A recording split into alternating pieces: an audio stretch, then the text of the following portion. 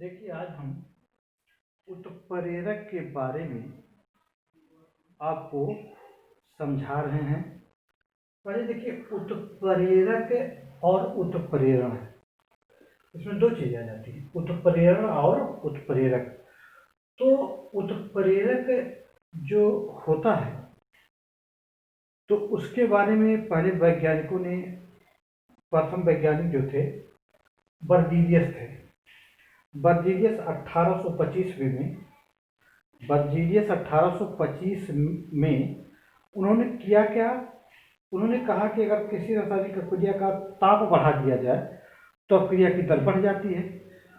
और उन्होंने भिन्न भिन्न अपक्रियाओं को अध्ययन किया तो देखा कि कुछ पदार्थ अगर उसमें डाल दिया जाए तो अपक्रिया की दर तो बढ़ जाती है, लेकिन जो पदार्थ डाला जाता है उसके न तो अवस्था में परिवर्तन आता है, न तो आकार में परिवर्तन आता है, वह रासायनिक अपक्रिया के उपरांत उसकी उतनी ही मात्रा में बना रहता है। तो बर्जीलियस ने उत्प्रेरक तो कहा नहीं, लेकिन बाद में एक वैज्ञानिक थे वेस्टवाल ने उत्प्रेरक की परिभाषा दी और बर्जीलियस ने उसका अध्ययन किया था। तो अब देखिए, उत्प्रेरक की परिभाषा कौन दे रहे हैं? वेस्टवाल ने दिया। तो वेस्टवाल ने कहा क्या कि देखिए, कहा कि वह बाहरी पदार्थ, कौन सा पदार्थ रहेगा? बाहरी पदार्थ। वह बाहरी पदार्थ जो रासायनिक अपक्रिया की दर को परिवर्तित कर देता है। तो दर माने रासायनिक क्रिया दर बढ़ भी सकती है और घट भी सकती है। तो उन्होंने कहा वह बाहरी पदार्थ जो रासायनिक अपक्रिया की दर को परिवर्तित कर देता है, लेकिन अपक्रिया के अंत में उसकी बनावट और संरचना में बना रहता है, तो उसे उन्होंने क्या कहा? उत्प्रेरक कहा। अब देखिए, उन्होंने क्या कहा? उत्प्रेरक कहा। और देखिए, अब यहाँ उत्प्रेरक और उत्प्रेरण दो चीज आएगा। तो जो रासायनिक अपक्रिया की दर को परिवर्तित कर रहा था और वह स्वयं उसके संरचना संगठन में अपरिवर्तित था, उसे उत्प्रेरक कहा। लेकिन जो इस अपक्रिया की दर को परिवर्तित कर रहा था या परिवर्तित करने की घटना को, अपक्रिया की दर को परिवर्तित करने की घटना को उन्होंने उत्प्रेरण कहा। क्या कहा? उत्प्रेरण कहा। जो अपक्रिया की दर को परिवर्तित कर रहा था उस घटना को उन्होंने क्या कहा? उत्प्रेरण कहा। तो देखिए, जो पदार्थ अपक्रिया के दर को परिवर्तन किया उसे आप क्या कहेंगे? उत्प्रेरक। लेकिन अपक्रिया में जो घटना हुई उसे हम क्या नाम देंगे? उत्प्रेरण। तो दोनों चीजों का स्पष्ट हमने कर दिया कि जो अपक्रिया की दर को परिवर्तित किया उसे उत्प्रेरक कहा गया, और जो अपक्रिया की दर परिवर्तित की घटना जो हुई उसे हम क्या कहें? उत्प्रेरण कहें। अब उत्प्रेरण के लिए आप देखिए, उत्प्रेरण के लिए आपको हम एक उदाहरण ले रहे हैं। जैसे मान लिया हमने क्या ले लिया? अमोनिया। तो अमोनिया निर्माण के हैबर विधि में NH3 हैबर विधि में हो जाएगा N2 प्लस क्या हो जाएगा? H2। अब यह जब आपस में क्रिया यहाँ पर होती है तो पहले क्रिया की दर बहुत धीमी होती है, लेकिन अगर हम वहाँ पर ले लें क्या? Fe, तो यह क्रिया दर क्या हो जाती है? बढ़ जाती है। तो बच जाता क्या? NH3 बनता है। अब इसको संतुलित करेंगे तो 2 से गुणा यहाँ हो जाएगा, 3 से 2 से गुणा यहाँ हो जाएगा, 3 से यहाँ हो जाएगा। अब देखिए, Fe की उपस्थिति में यह क्रिया की दर क्या हो गई? तीव्र हो गई। अर्थात Fe क्या हो जाएगा? उत्प्रेरक हो जाएगा। क्या हो जाएगा? उत्प्रेरक। यह तो उत्प्रेरक और उत्प्रेरक के बाद में। अब देखिए, उत्प्रेरक को बांटा गया। उत्प्रेरक को क्या किया गया? बांटा गया। तो उत्प्रेरक को बांटा किसके आधार पर पहले गया? भौतिक के आधार पर। किसके आधार पर? भौतिक के आधार पर या भौतिक अवस्था के आधार पर बांटा गया। किसके? भौतिक अवस्था। भौतिक अवस्था माने ठोस, द्रव, गैस, इस अवस्था के आधार पर या भौतिक अवस्था के आधार पर उत्प्रेरक को 2 भागों में बांटा गया। कै भागों में बांटा गया? 2 भागों में। अब एक क्या कहा गया? समांगी, माने उत्प्रेरक और अभिकारक दोनों क्या हों? समान हों।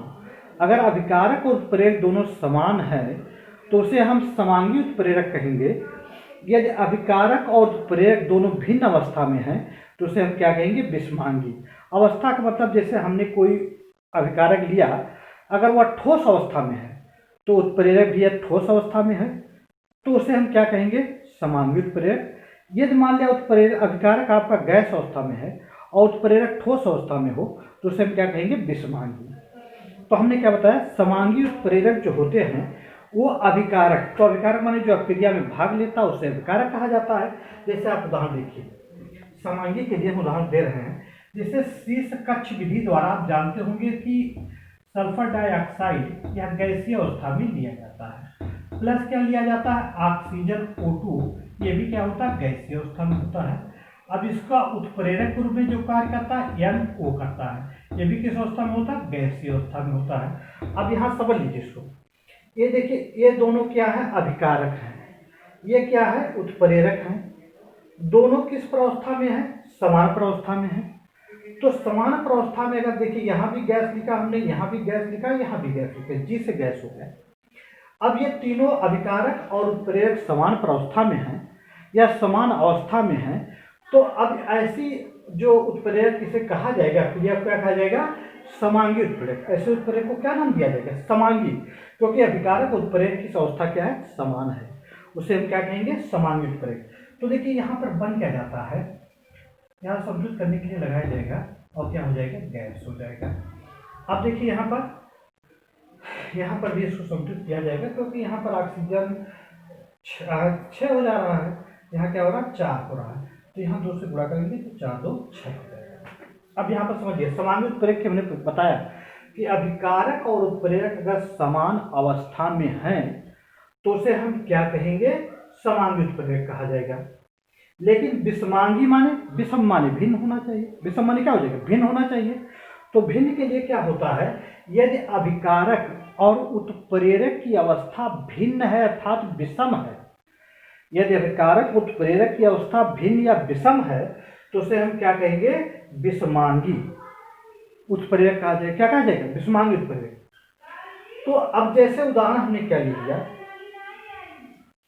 जैसे हमने ले लिया N2, ये क्या है, गैस है, प्लस हमने क्या ले लिया, H2, ये क्या है, गैस है।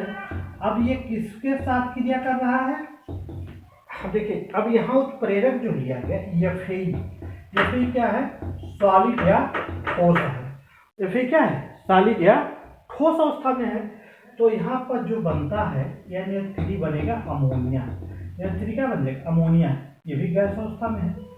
तो अब यहाँ आप देख रहे हैं कि अभिकारक ये दोनों गैस अवस्था में है, उत्प्रेरक क्या है, ठोस अवस्था में है, अर्थात अभिकारक उत्प्रेरक की अवस्था भिन्न है।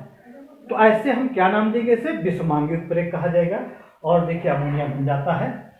तो हमने समांगी और विषमांगी जो उत्प्रेरक बताया है, यह उत्प्रेरक की भौतिक अवस्था के आधार पर है। किसके आधार पर है, भौतिक अवस्था के आधार पर है। लेकिन अभी उत्प्रेरक को वर्गीकृत किया जाता है 4 भागों में।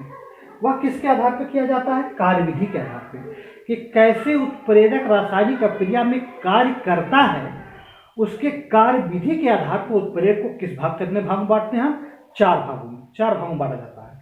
अब देखिए कार्य विधि के आधार पे, तो कार्य माने उत्प्रेरक की कार्य करना, तो कार्य करने के आधार पर उत्प्रेरक को कई भागों में बांटते हैं, 4 भागों में बांटते हैं।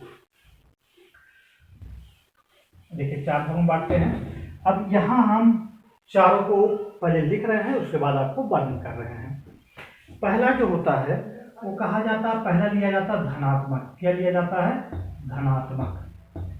पहला हो गया धनात्मक उत्प्रेरक, धनात्मक क्या हो जाएगा, उत्प्रेरण हो गया, धनात्मक उत्प्रेरण हो गया।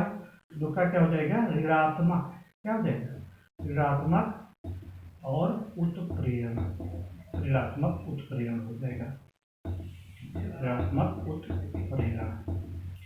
देखिए पहला हो गया धनात्मक, दूसरा हो गया ऋणात्मक, तीसरा क्या हो जाएगा, तीसरा आपका होता है स्व उत्प्रेरण। स्व माने स्वयं, स्व उत्प्रेरण, स्व उत्प्रेरण हो जाएगा।